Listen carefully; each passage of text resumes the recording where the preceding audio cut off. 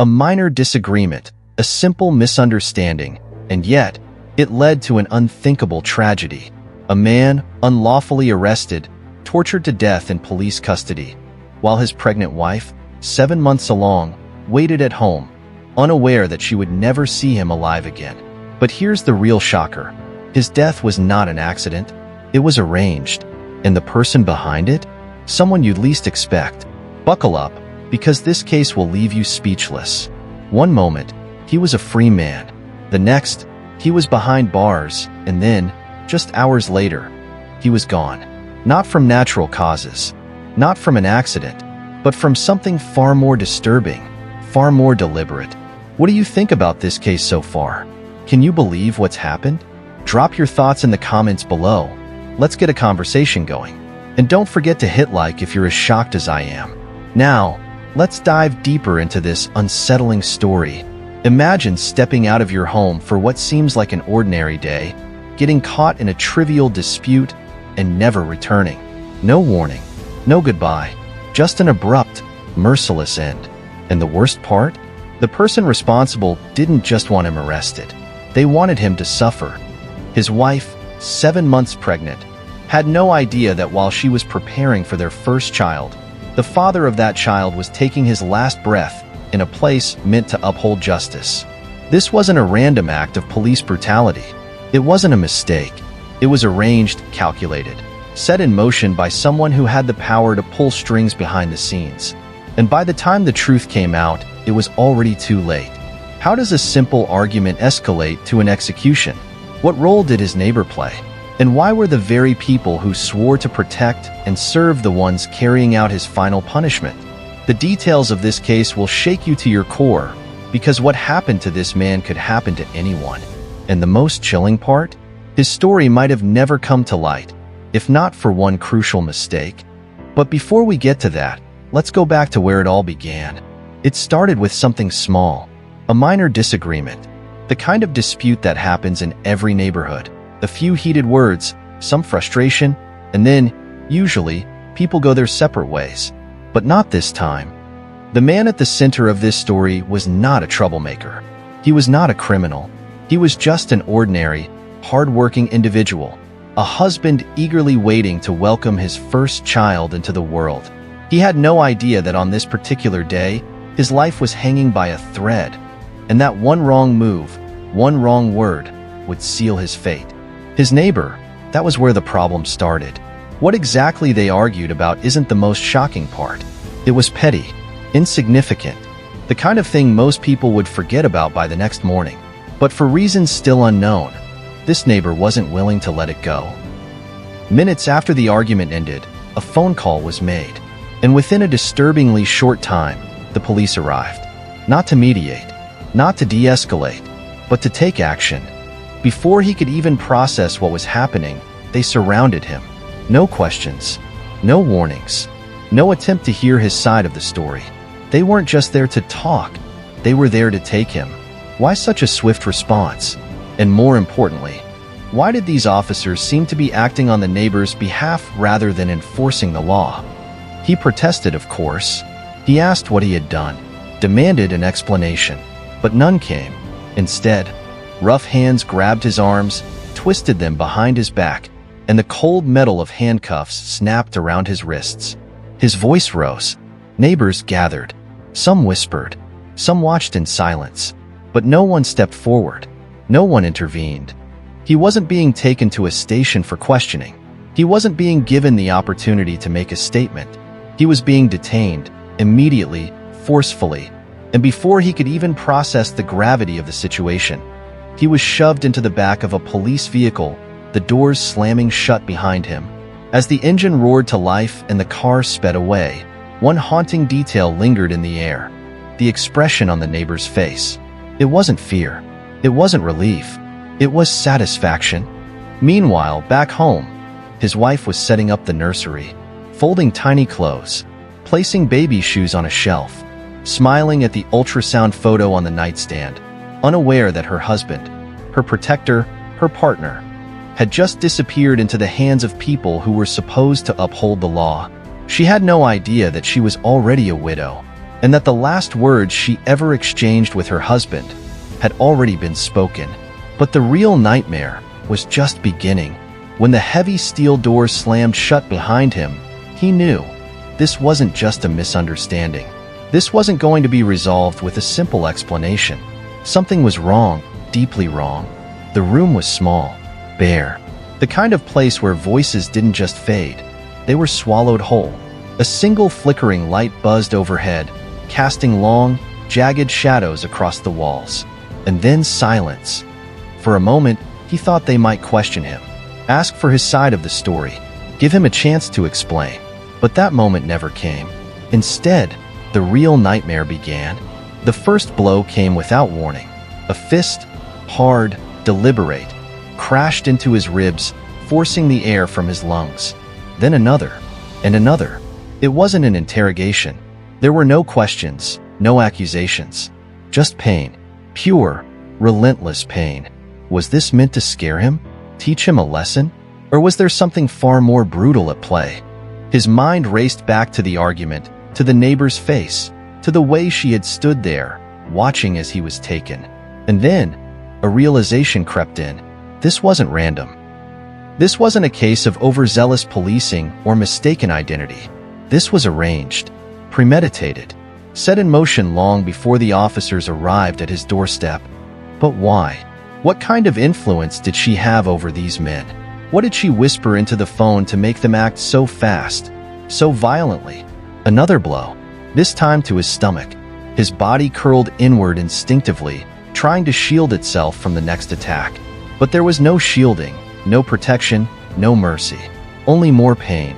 Somewhere outside, life continued as usual. Phones rang, paperwork shuffled. Officers moved through the hallways, their boots echoing against the cold floor. They heard everything.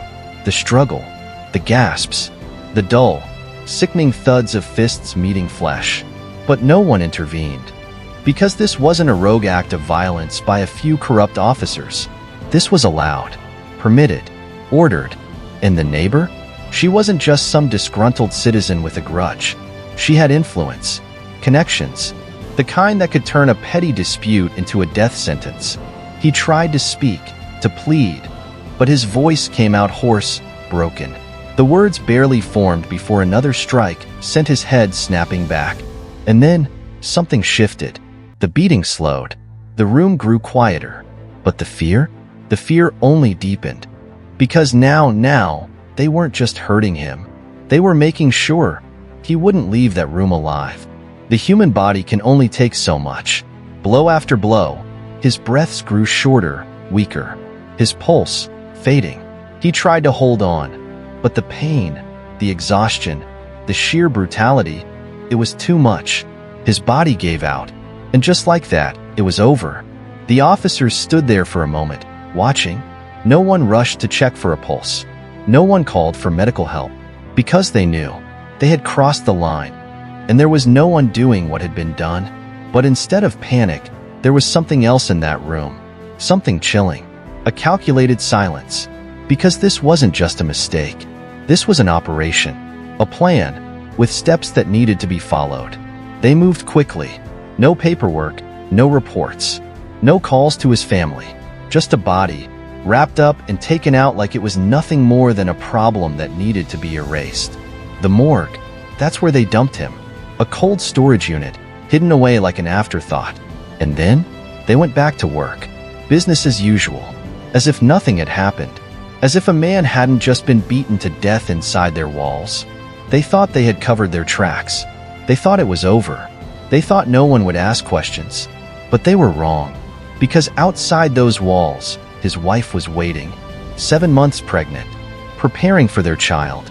Imagining the moment he'd walk through the door, tired but smiling, ready to share a meal with her like he always did. But the hours passed. The sky darkened. And still nothing. At first, she told herself he must have been delayed. Maybe work had kept him longer. Maybe he was out running an errand.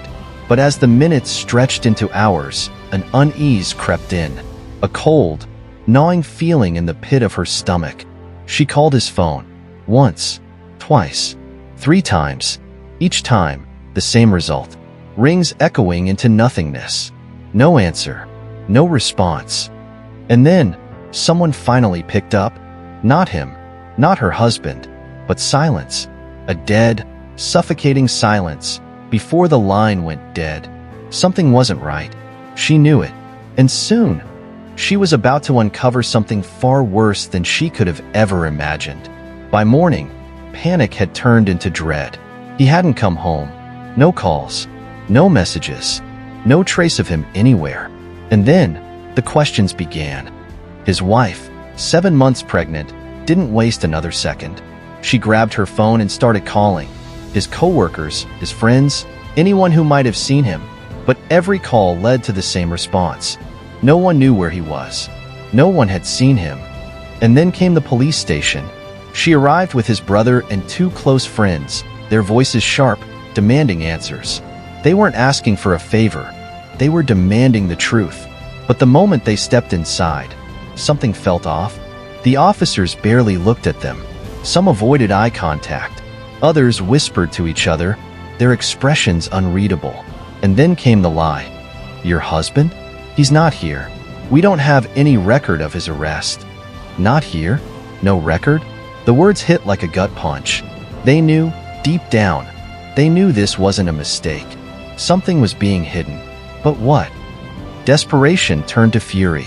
They pushed harder, demanded to see surveillance footage, demanded to know why no one had called his wife if he had been detained. The officers held firm.